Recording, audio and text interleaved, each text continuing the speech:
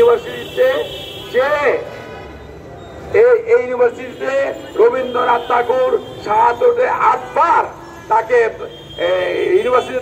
ঢাকাতে না হতে পারে সেজন্য সে চিঠি দিয়েছে। তারপরও সেখানে তাকে অধ্যয়ন করা হয়, অথচ যার সম্পত্তিতে, যার ভূমিতে, যার প্রেরণায় এই নবাব শাহ সলিমুল্লাহ প্রেরণায় যে ঢাকা ইউনিভার্সিটি সৃষ্টি হলো, অথচ তাকে সেখানে অধ্যয়ন করা হয় না। অনেকে এখানে বলছেন যে মুসলিম লীগ অনেক কিছু করেছে, সংসদ ভবন করেছে, মুসলিম লীগ কমলাপুর রেল স্টেশন করেছে। হ্যাঁ, মুসলিম লীগের আমলে অনেক কিছু ডেভেলপমেন্ট ছিল,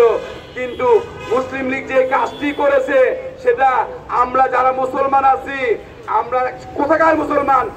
শুধু বাংলাদেশের মুসলমান না, বাংলাদেশ, ভারত, পাকিস্তানের মুসলমান তার এই ঋণ শোধ করতে পারবো না। যখন কংগ্রেস সৃষ্টি হয়, কংগ্রেসের মধ্যে তো আমাদের মুসলমান ছিল, হিন্দু ভাইয়েরা ছিল, খ্রিস্টান ভাইয়েরা ছিল, কিন্তু তারা ভাই রূপে এসে যখন দেখলো যে মুসলমানদের দংশন করা শুরু করলো, মুসলমানকে স্বার্থহানি করা শুরু করলো, মুসলমানকে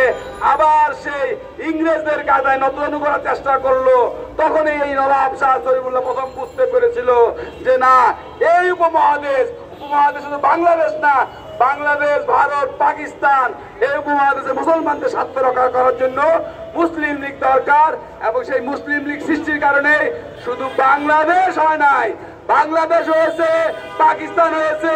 আজাদ কাশ্মীর হয়েছে, আর অনেক মুসলিম রাষ্ট্র এখনো আমরা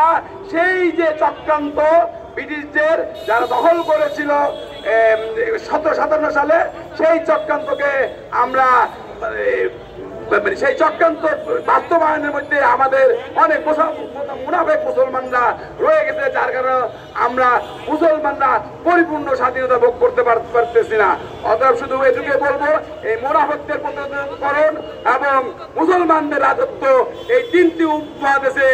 কায়েম করার মাধ্যমে আমরা নবাব শাহ সলিমুল্লাহর প্রতি শ্রদ্ধা জানাতে চাই। আবারও বলবো, ফ্রি ফ্রি